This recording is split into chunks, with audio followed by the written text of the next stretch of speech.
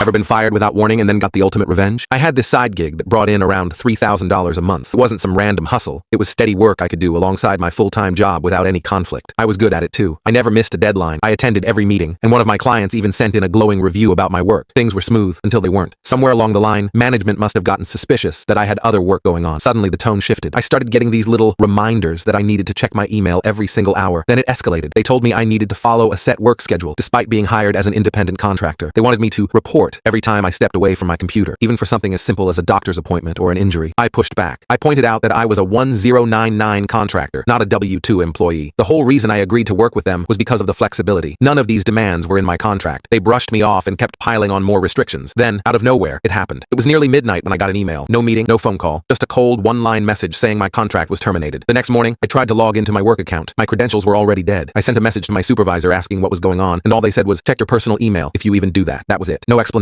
No thank you. Just tossed aside. At first I was stunned. Then I was angry. This wasn't just unprofessional. It was petty. I'd given them everything they asked for and more, and they decided to treat me like garbage on the way out. I sat with it for a couple of days, replaying the whole thing in my head. And then I remembered something. The IRS has clear rules about what counts as a 1099 contractor versus a W-2 employee. I knew enough to realize that if they were controlling my schedule, requiring hourly check-ins, dictating how I worked, and making me get permission to step away, that was not independent contracting. So I dug deeper. I spent hours reading IRS guidelines, contractor classifications, and real case examples. The more I read, the more obvious it became. They were misclassifying me, and probably dozens of others. Why? To save themselves money. If they labeled us as contractors, they didn't have to pay payroll taxes, unemployment insurance, or provide health benefits. They avoided all the costs of hiring actual employees. That's illegal. So I gathered everything. The emails, the schedules they assigned, the hourly check-in requirements, even meeting transcripts where they dictated how I should do my work. I compiled it all into a detailed report and sent it straight to the IRS. I'm not sure what's happened yet. Investigations take time, but I do know misclassification penalties can be brutal. We're talking back taxes, massive fines, and potential legal action. If they're forced to reclassify everyone, they'll owe back pay, benefits, and possibly face lawsuits from people they've shortchanged. I'm not thrilled at the thought of innocent employees losing their jobs if the company downsizes, but I'm also done letting companies exploit people. They wanted to control me like an employee without paying me like one. Now they'll have to explain that to the IRS. If they thought firing me was going to be the last word, they were wrong.